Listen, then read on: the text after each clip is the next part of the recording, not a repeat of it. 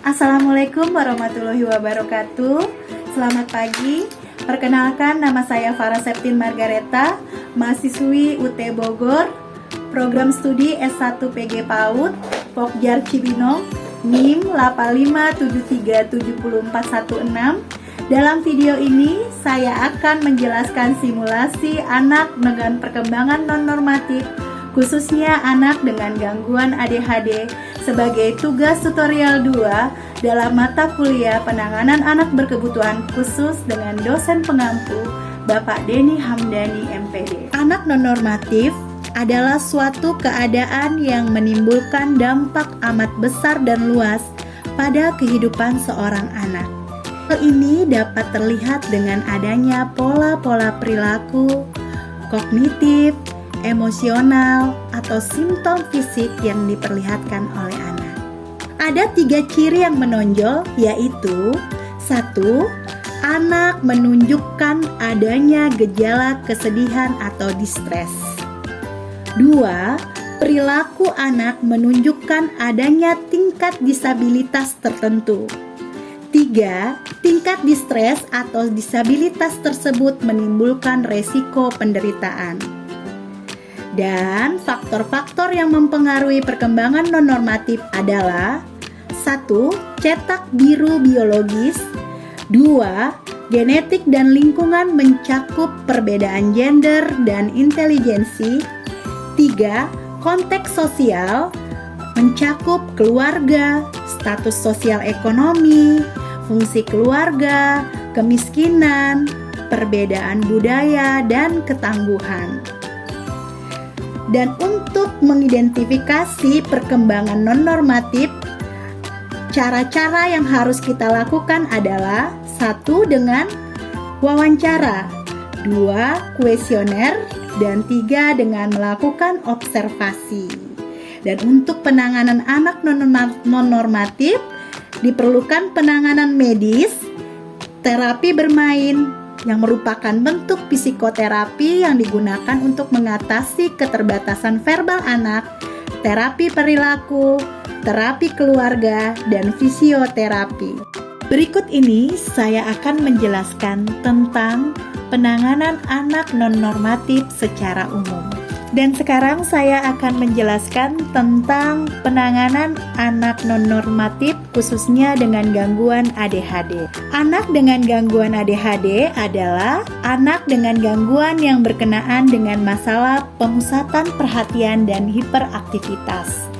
Anak-anak penyandang ADHD ini mengalami masalah dalam pengendalian perilaku, fungsi pelaksanaan perilaku, pengaturan jadwal, kesadaran akan waktu, dan menetapkan tujuan perilaku. Karakteristik anak dengan ADHD adalah 1.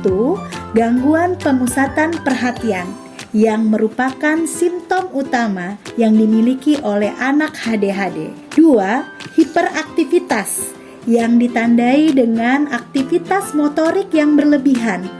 3. Impulsif yang berkaitan dengan perilaku tanpa berpikir panjang. Contohnya, anak sering menjawab pertanyaan sebelum pertanyaan itu selesai dan sulit menunggu giliran serta sering menginterupsi pembicaraan atau percakapan orang lain. ADHD atau Attention Deficit Hyperactivity Disorder dibedakan menjadi 3 jenis, yaitu 1. Tipe predominantly inattentive. 2.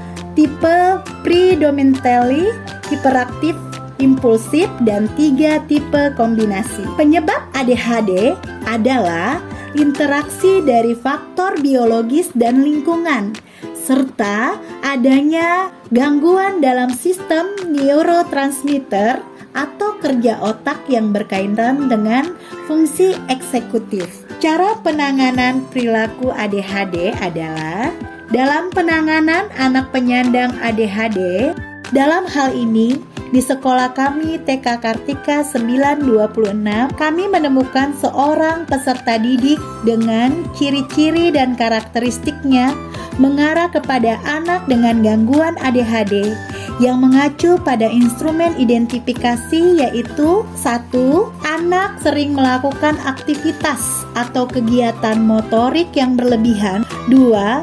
Anak tersebut mudah lupa terhadap hal yang sedang berjalan atau yang sedang ia lakukan. 3.